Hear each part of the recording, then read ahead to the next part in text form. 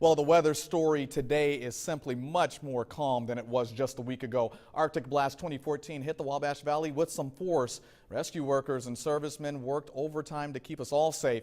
News 10's Patsy Kelly takes a look at how things went and what leaders want to work on for the future. Arctic Blast 2014. It was a big problem for a lot of the community. It hampered our rescue efforts, it slowed our response times. It also presented manpower challenges. And how we dealt with those manpower challenges, we put everyone on 12-hour shifts.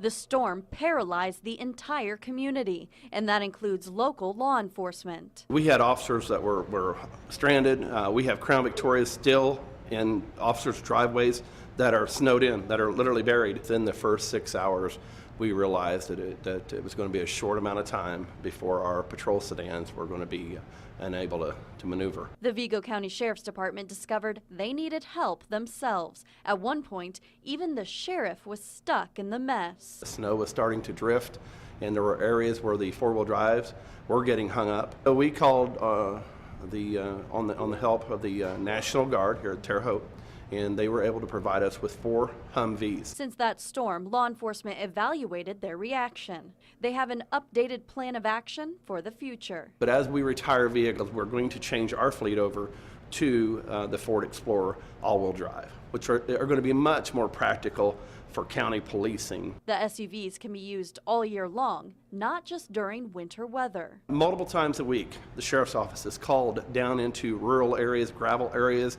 river bottoms areas. Crime doesn't stop at the edge of the blacktop. But both these agencies call their efforts a success. And I think overall, from our perspective, it was a very successful response to a very devastating storm. We're glad to help, we're glad to be there, that's our job. In Vigo County, Patsy Kelly, News 10. Certainly glad to be on the other side of that mess. Well, as many of us saw, Indiana State Police also confirmed this. Interstate 70 was the primary concern. The highway was closed for several hours throughout the week, and a number of slide-offs and jackknife semis slowed traffic.